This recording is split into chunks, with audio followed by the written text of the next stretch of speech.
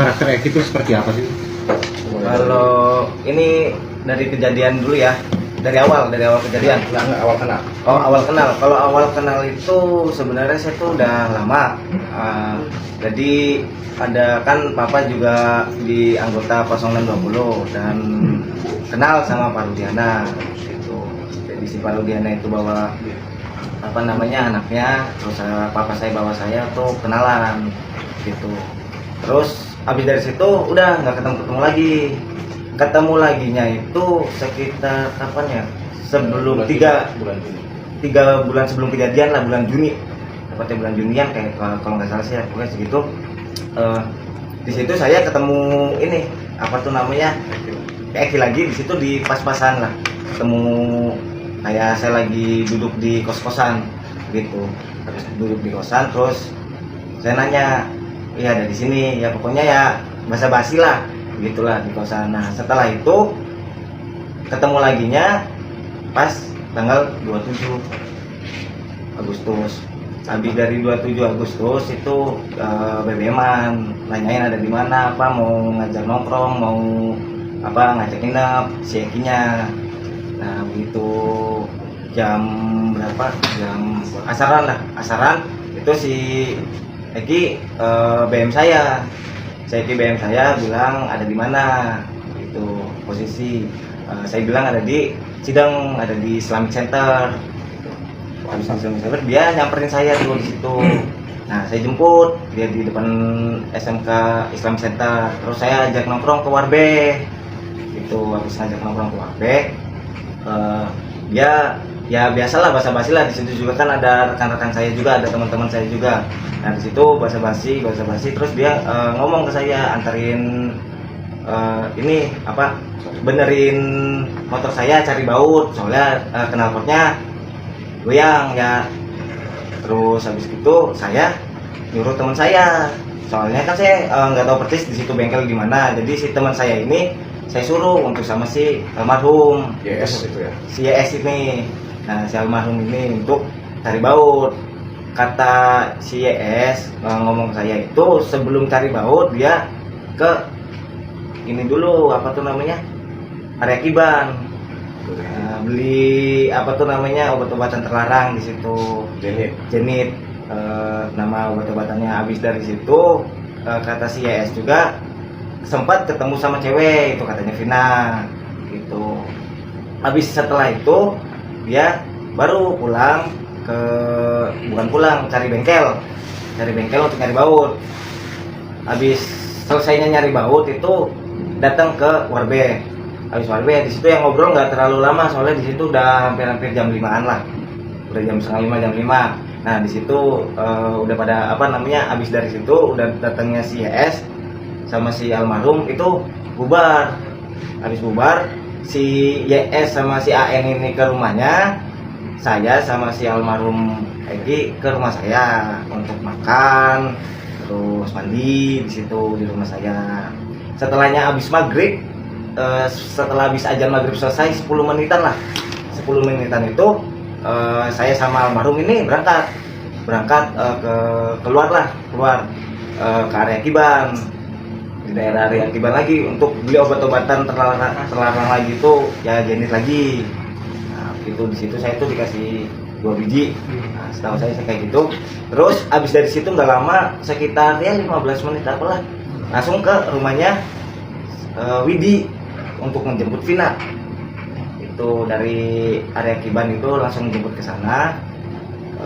Pas sudah sampai sana, udah dijemput, saya bonceng 3. Saya di depan, Eki-nya nyetir, terus si Vina di belakang. Itu habis itu langsung ke daerah Dawan itu ke rumahnya AN. Sampai di sana udah rumah AN. Nah nyampe sana, di sana ada AN sama YS. Nah kita nongkrong tuh bareng, soalnya di situ katanya ada acara penutupan 17-an Agustus situ. Nah udah ngobrol, udah ya biasalah basa-basi, salaman apa, terus minum es, minum kopi apa udah. Terus ada inisiatif lah dari kita biasa yang muda lah ya, inisiatif untuk patungan itu tuh, untuk ayo beli minum yuk, soalnya kan lagi ada acara gitu. Oh ya udah patungan. Berapa menit kemudian si minuman pun datang. Habis minuman itu datang, kita semua ya pada tempat yang disesuaikan ada minumannya di situ. Itu di kebun lah, bukan kebun sih, ya hitung aja lah kebun lah. Di kebun situ, kalau pas saya cuma minum 1 kali, ceweknya saya datang.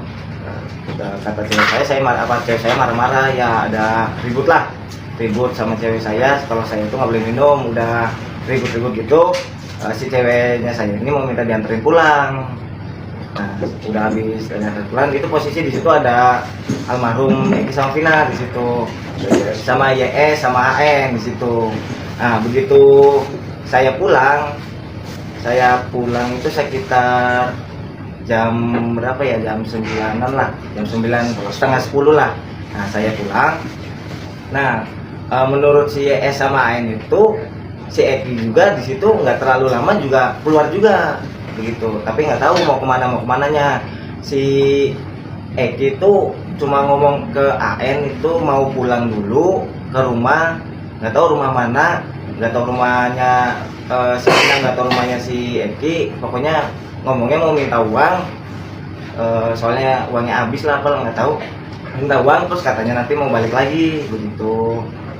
Habis itu saya udah pulang, saya udah nganterin cewek saya, terus si Eki juga nggak lama pergi juga. Nah, di situ di tengah ya di seperjalanan saya itu saya sambil main HP, dan dia juga izin ke saya, si almarhum ini izin ke saya itu bagaimana saya mau pulang dulu, saya mau minta uang dulu ke orang tua saya, ngomongnya begitu.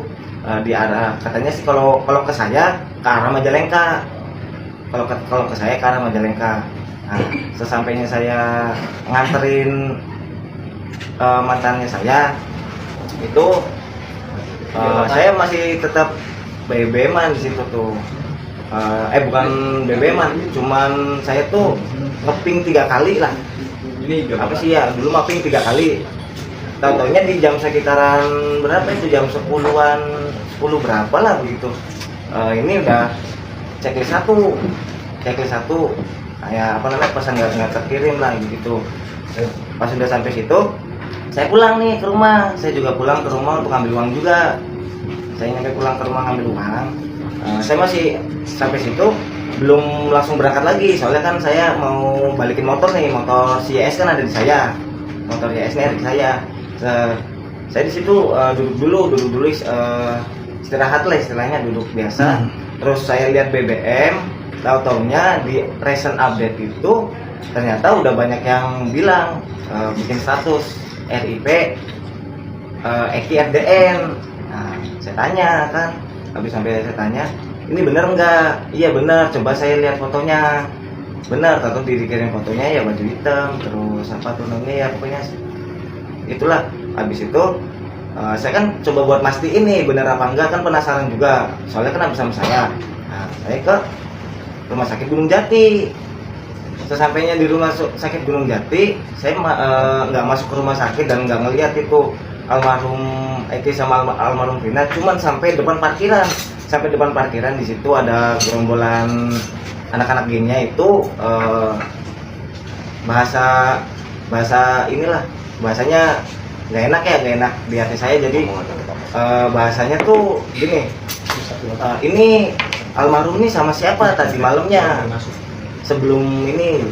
Terus kata dianya kalau misalkan iya siapa yang tahu dan ketemu sama saya ya saya matiin lagi begitu. Pokoknya intinya dia kayak anak-anak gengnya kayak nggak terima lah kayak gitulah. Soalnya habis sampai situ saya takut, belum sampai lihat almarhum, jadi saya takut. Saya balik arah langsung pulang ke Dawan. Udah sampai situ udah saya nggak ada kabar, nggak pernah publis lagi. Itu baru tahun ini. Jadi nggak sempat lihat